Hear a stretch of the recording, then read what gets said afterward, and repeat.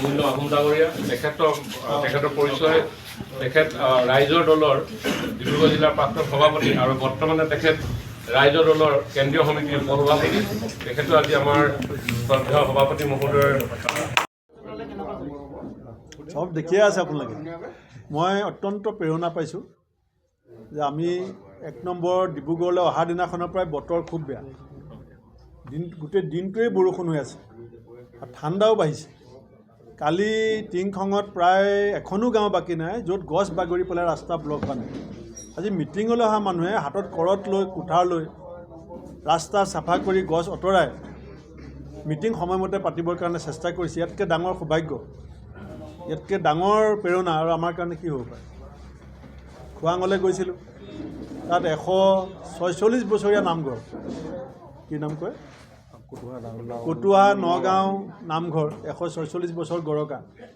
তাত ৰাইজে চাকি বন্তি জ্বলাই কংগ্ৰেছ দলক আশীৰ্বাদ দিছে যে ৰাইজৰ যিবিলাক আধৰুৱা সমস্যা, অসমাধানিত সমস্যা সমাধান কৰিবলৈ যাতে আমাৰ দলটো শক্তিশালী হয়। ইমান মুকলিমূৰীয়াকৈ ৰাইজে মুকলি মনেৰে গায়ন বায়ন মৃদং দুজোৰা গায়ন বায়নে আশীৰ্বাদ দিছে। ইয়াতকৈ ডাঙৰ আশীৰ্বাদ আৰু ইয়াতকৈ ডাঙৰ প্ৰেৰণা আমাৰ কাৰণে একো হ'ব নোৱাৰে। আমি যি বিচাৰি আহিছিলোঁ তাতকৈ বহু গুণে বেছি আমি পাইছোঁ।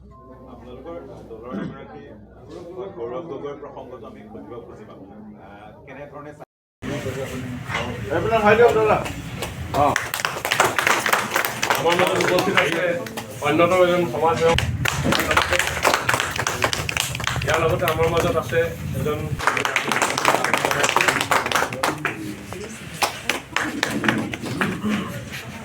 মই গোটেই বিষয়টো সম্পৰ্কত এতিয়ালৈকে গৌৰৱ গগৈ ডাঙৰীয়াৰ সৈতে কথা পতা নাই, কিন্তু মই এটা কথাত আঘাত পাইছোঁ এগৰাকী অসমীয়া হিচাপে, যে আমাৰ অসমীয়া জাতিৰ এটা সংস্কাৰ আছে আৰু এটা সুনাম আছে যে আমি এটা অতিথি পৰায়ণ জাতি। আৰু আমি ন-বোৱাৰীক কেনেকৈ আদৰোঁ, পদূলি মুখত উৰুলি দি মিঠাই খুৱাই, পীৰাত উঠাই, সৰু ছোৱালীজনী দি হাত ভৰি ধুৱাই আমি ন-বোৱাৰীক আদৰোঁ। আৰু ৰাজ্যখনৰ মুখ্যমন্ত্ৰীজন এটা দলৰ হ'ব পাৰে, আদৰ্শগত নীতিগত পাৰ্থক্য আমাৰ লগত থাকিব পাৰে, কিন্তু মোকো যদি কোনোবাই সোধে কালিলৈ যে আপোনাৰ মুখ্যমন্ত্ৰী কোন, তেতিয়া ময়ো ক'ব লাগিব যে মোৰ মুখ্যমন্ত্ৰী হিমন্ত বিশ্ব শৰ্মা ডাঙৰীয়া। আৰু তেখেত আমাৰ অসম বিধানসভা, যাক আমি আমাৰ গণতান্ত্ৰিক ব্যৱস্থাটোৰ অসমৰ আটাইতকৈ যিটো পবিত্ৰ স্থান বুলি কওঁ, অসম বিধানসভা, তাত স্পীকাৰজনক কাষ্টডিয়ান অফ দ্য এছেম্বলি বুলি কয় আৰু মুখ্যমন্ত্ৰীজনক লিডাৰ অফ দ্য এছেম্বলি বুলি কয়। আমাৰ দলৰ দেৱব্ৰত শইকীয়া ডাঙৰীয়াক লিডাৰ অফ দ্য অপজিশ্যন বুলি কয়। অৰ্থাৎ অসমৰ পবিত্ৰ সদনখনৰ যিজন নেতা, তেওঁ অসমৰ নেতা। তেওঁ অসমৰ নেতাই অসমৰ এগৰাকী বোৱাৰীক লঘু লাঞ্ছনা কৰিবৰ কাৰণে, নেতৃত্ব ল'বৰ কাৰণে আমি নেতা পতা নাই।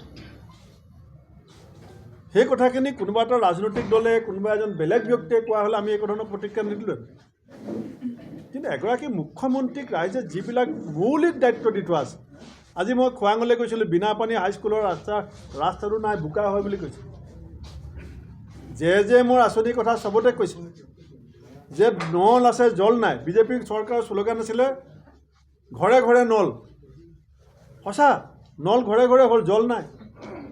বাগানত স্কুল আছে, পকা পকা ডাঙৰ ডাঙৰ বিল্ডিং বনাইছে, স্কুলত মাষ্টৰ নাই। তেওঁ যদি এইবিলাক, অলপ দিনৰ আগতে মোৰ পত্নীৰ বিৰুদ্ধে লাগিলে, হাউচিঙত ঘৰ আছে, কাঢ়ি ল'ব লাগে, দৰমহা কিমান পায়, মন্ত্ৰী প্ৰেছ মিট, ঘৰ ভাঙিবলৈ নটিচ, এতিয়া গৌৰৱ গগৈ ডাঙৰীয়া পত্নীৰ লগত লাগিছে। এইবিলাক কামত যদি চৰকাৰ এখন লাগি থাকে, তেতিয়া আমাৰ সামগ্ৰিক বিকশিত অসমৰ ৰাস্তাটো কোনে আগবঢ়াই নিব? সেইকাৰণে আমি অত্যন্ত দুখিত আৰু আমি অত্যন্ত চিন্তিত যে মুখ্যমন্ত্ৰীগৰাকীয়ে প্ৰকৃত ৰাজ্যখনৰ মৌলিক সমস্যাবিলাক তল পেলাবৰ কাৰণে নিত্য নতুন অভিনৱ যিবিলাক কূটনীতি আৰু ৰণকৌশল লৈছে, সেই ৰাজ্যখনৰ ভৱিষ্যতৰ কাৰণে মংগলৰ কথা নহয়। ভাৰতবৰ্ষত গৃহমন্ত্ৰী আছে, ভাৰতবৰ্ষত বহুত সংস্থা আছে, সেইটো হিমন্ত বিশ্ব শৰ্মাৰ দায়িত্ব নহয়। সেইটো যদি তেনেকুৱা কিবা কথা আছে, অমিত শ্বাহ ডাঙৰীয়া মনে মনে থাকিব নেকি? গৌৰৱ গগৈ ডাঙৰীয়া দেখোন পাৰ্লিয়ামেণ্টতে অমিত শ্বাহ ডাঙৰীয়াৰ লগত লাগি থাকে, মনে মনে থাকিব নেকি? এইটো হিমন্ত বিশ্ব শৰ্মাৰ ব্যক্তিগত ৰাজনৈতিক যিটো হতাশগ্ৰস্ততা, তেওঁ সামগ্ৰিকভাৱে সমস্যা সমাধানত যিটো ব্যৰ্থতা আৰু দিনক দিনে জনপ্ৰিয়তা হ্ৰাস পোৱাৰ যিটো তেওঁৰ অনুমান, সেইকাৰণে তেওঁ এতিয়া ভাবিছে যে মই অসমৰ মানুহৰ চিন্তা চৰ্চা বিষয়টোক আমি বেলেগ এটা ফালে লৈ যাব লাগিব। এই প্ৰক্ৰিয়াটোৰ মাজেদি কিন্তু ৰাজ্যখন ক্ষতিগ্ৰস্ত হ'বলৈ গৈ আছে। হ'ব, ধন্যবাদ। কেইবাগৰাকীও আমাৰ ৰাজ্যখনৰ বিভিন্ন ক্ষেত্ৰত ৰাজ্যবাসীক সেৱা আগবঢ়োৱা আমাৰ এগৰাকী অভিযন্তা, অভিজ্ঞতাপুষ্ট অভিযন্তা। এটা ৰাজনৈতিক দলে যেতিয়া ক্ষমতালৈ যাব বিচাৰে তেতিয়া বিভিন্ন ধৰণৰ অভিজ্ঞতাৰ প্ৰয়োজন হয়।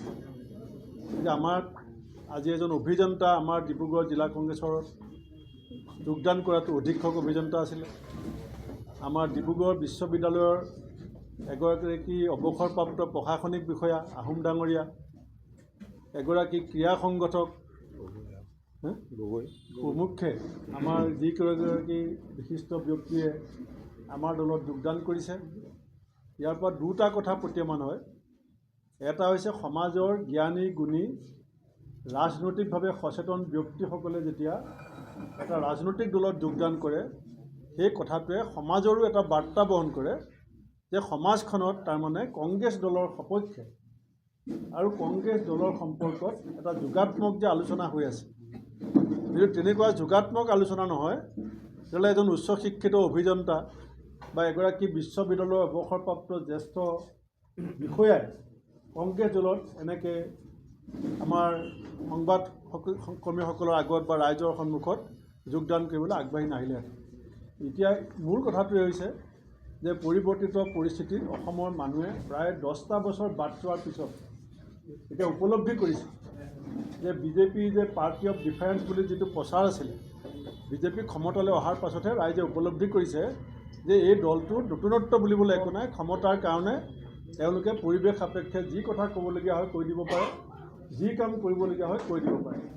বিদেশী খেদিম বুলিও শাসনলৈ আহে, দুৰ্নীতিমুক্ত কৰিম বুলি কৈ শাসনলৈ আহে, আৰু ৰেড হল মাইনিং চলাই 25জন শ্ৰমিকৰ যেতিয়া মৃতদেহ গাঁতত আবদ্ধ হৈ থাকে তেতিয়া মুখ্যমন্ত্ৰীজনে সেই কথাটো সুৰক্ষা দিবৰ কাৰণে প্ৰচাৰ চলোৱা আৰম্ভ কৰে। কিন্তু ৰাইজে সকলো কথা ভালকৈ বুজি আছে আৰু আজি সংখ্যাগতভাৱে কম হ'ব পাৰে, কিন্তু এখন সমাজক প্ৰতিনিধিত্ব কৰিছে। ডিব্ৰুগড় বিশ্ববিদ্যালয়ৰ এজন জ্যেষ্ঠ বিষয়া আমাৰ মাজলৈ অহাটো, মই ছাত্ৰ আছিলোঁ, মই ছাত্ৰ থাকোঁতেও তেখেতক বিশ্ববিদ্যালয়ত কৰ্মৰত অৱস্থাত লগ পাইছোঁ। আমাৰ অধীক্ষক অভিযন্তা গগৈ ডাঙৰীয়া আপোনালোক সকলোৱে চিনি পায়। তেখেতসকলে যিসকল উচ্চ শিক্ষিত সমাজক প্ৰতিনিধিত্ব কৰিছে আজি আমাৰ দললৈ আহিছে, মই ভাবিছোঁ যে এইটো আমাৰ কাৰণেও ডাঙৰ প্ৰেৰণা, আমাৰ কাৰণেও আশীৰ্বাদ।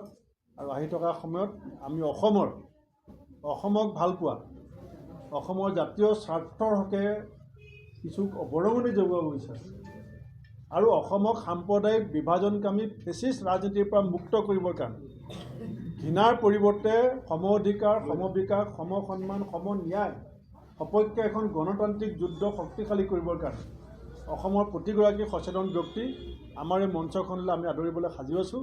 এইখিনি কথাকে কৈ তেখেতসকলক মই আমাৰ কংগ্ৰেছ পৰিয়ালে আদৰণি জনাইছোঁ আৰু মোৰ বিশ্বাস যে জিলা কংগ্ৰেছে আজি যেনেকৈ গামোচা দি পেলাই আদৰিছে, সেই সন্মান যোগ্যজনক যোগ্য স্থান, যোগ্যজনক যোগ্য সন্মান দিয়াত আমি কংগ্ৰেছে কেতিয়াও কৃপণালি নকৰোঁ আৰু সেই কাম আমাৰ জিলা কংগ্ৰেছেও ভালকৈ কৰিব বুলি মই গগৈ ডাঙৰীয়াৰ ওপৰত ভৰসা কৰি মোৰ চমু বক্তব্য ইমানতে সামৰণি মাৰিছোঁ।